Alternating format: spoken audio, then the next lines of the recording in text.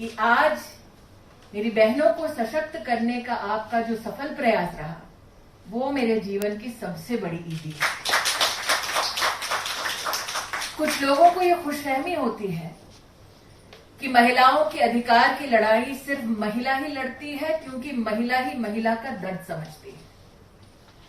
लेकिन हमारे देश का एक इतिहास रहा है, हमारे देश की एक सभ्यता, एक परंपरा रही है कि जब जब कोई कुनीति समाज के सामने प्रस्तुत होती है तो भाई भी अपना योगदान, अपना नेतृत्व देने से चूकते नहीं हैं। आज हमारे मध्य में बैठे हैं देश के यशस्वी कानून मंत्री, जिन्होंने संसद में और संसद के बाहर मुस्लिम बहनों के अधिकार के लिए एक जंग छेड़ दी, ये कहना भी कम न है। इसलिए सभी बहनों की ओर से प्रधानमंत्री नरेंद्र भाई मोदी के साथ साथ मैं रविशंकर प्रसाद जी को भी हार्दिक अभिनंदन और बधाई प्रेषित करती हूं। लेकिन सही मायने में आज का दिन सिर्फ मुसलमान बहनों का दिन नहीं है, ये हर उस हिंदुस्तानी महिला का दिन है जो चाहती है कि महिला को परस्पर सम्मान समाज में मिलता रहे। ये दिन हर उस मां का दिन है, हर उस पिता का दिन है जो चाहता है कि उसकी बेटी एक सुरक्षित भविष्य को प्राप्त करे। ये दिन हर उस परिवार का दिन है जो कामना करता है कि समाज में परस्पर हम संपर्क संबंधों के माध्यम से महिला की प्रतिष्ठा को बनाकर रखें। इसलिए आज हम ये गलती ना करें कि ये दिन सिर्फ मुसलमान बहनों का है। ये दिन हर उस हिंदुस्तानी का दिन है जो देश के संविधान को सर्वोच्च मानता है, जो इंसाफ चाहता है हर परिवार, हर बहन के लिए। और आज हिंदुस्तान के हर परिवार को मैं आज के दिन की विशेष शुभकामनाएं प्रेषित करती हूं। नकवी जी ने सही कहा, 1980 के दशक में कांग्रेस पार्टी के पास वक्त था, नंबर थे कि वो मुसलमान बहनों के हक में न्याय करते, निर्णय लेते। लेकिन उनके लिए वोट बैंक ज्यादा महत्वपूर्ण था, बहनों के लिए इंसाफ नहीं। उन बहनों को भी याद करते हुए जिन्होंने इस नाइंसाफी से जंग लड़ी, उनको भी याद करते हुए उनके प्रति भी आभार व्यक्त करती हूं। आज का ये शुभ अवसर हम लॉकडाउन और अनलॉक के बीच की एक परिस्थिति में मना रहे हैं। मुझे खुशी है कि जितनी बहनें आज यहां पर इस प्रांगण में उपस्थित है, सबके चेहरे पर फेस कवर है। भोपाल की बहनों से अभी बातचीत हुई, बाटला हाउस की बहनों से अभी हमें उनके विचार सुने, काशी की बहनों से हम जुड़े, लखनऊ की बहनों से हम जुड़े, लेकिन सब ने प्रधानमंत्री जी के आह्वान को स्वीकारा, 2 गज की दूरी बनाकर रखी और फेस कवर का इस्तेमाल किया। आज की इस परिस्थिति में भी प्रधानमंत्री जी के 2-3 विशेष प्रयास रहे जिसका मैं उल्लेख करना चाहती हूं। साल 2014 में जब नरेंद्र भाई मोदी के नेतृत्व की सरकार आई तो उन्होंने अपने आप को देश का प्रधान सेवक घोषित किया और एक सेवक की भांति उन्होंने देश में एक आह्वान किया स्वच्छता का।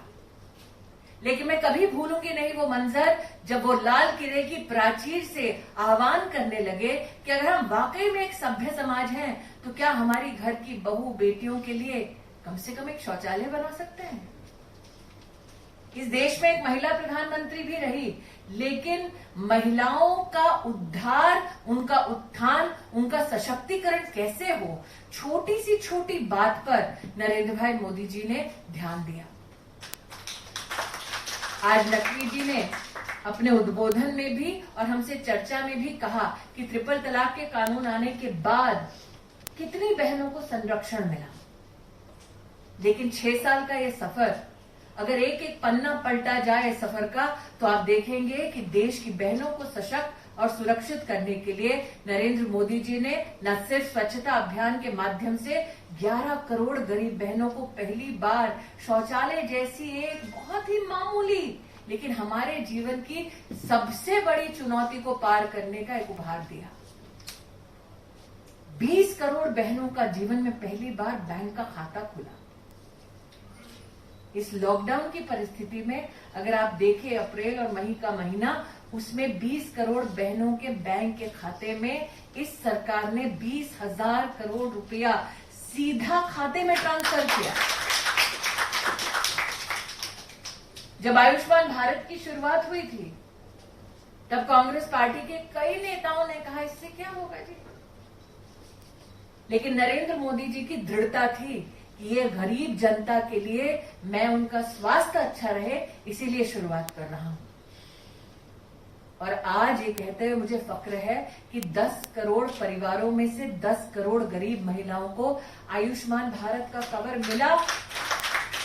लेकिन भाइयों की उपस्थिति में मर्यादा मैं कह रही हूं, इस एक साल में गरीब औरत जो कभी ब्रेस्ट कैंसर का ना इलाज करवाती, ना कभी चेकअप कराती, ना कभी सर्विकल कैंसर का चेकअप कराती, आपको जान के खुशी होगी 80 लाख गरीब बहनों का पहली बार इस प्रकार के कैंसर के लिए स्क्रीनिंग होता है।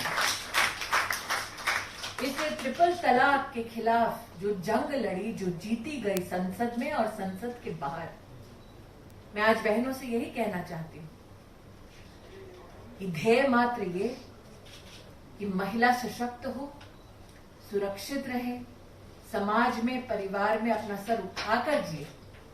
इस कोशिश में आप सबने नरेंद्र भाई मोदी को आशीर्वाद दिया। राखी आने वाली है, एक भाई के लिए एक बहन का आशीर्वाद सबसे बड़ा उपहार है। इस आशीर्वाद के लिए मैं आप सबको आभार व्यक्त करता हूं। रविशंकर प्रसाद जी आज कुछ बहनों के उद्बोधन के बाद हम सबको संबोधित करेंगे। मैं बहनों से कहना चाहती हूं कि एक क्रांति और आई जब रविशंकर प्रसाद जी के नेतृत्व में कॉमन सर्विस सेंटर्स में महिलाओं ने एक अहम भूमिका निभाई और डिजिटल लिटरेसी में महिलाओं को विशेष सहारा मिला। मेरा पूर्ण विश्वास है कि रवि जी और नकवी जी के समन्वय से मुसलमान बहनें बेटियों को डिजिटल लिटरेसी में भी आज टेक्नोलॉजी के माध्यम से हम सब आपके सम्मुख प्रस्तुत हुए हैं। एक दिन ये भी आएगा कि हम डिजिटल लिटरेसी में भी मुसलमान बहनों को, बेटियों को आगे बढ़ते देखेंगे। मेरी ओर से आज के इस उत्सव में मुझे आमंत्रित करके मेरी शान बढ़ाने के लिए आप सबका आभार। ईद मुबारक।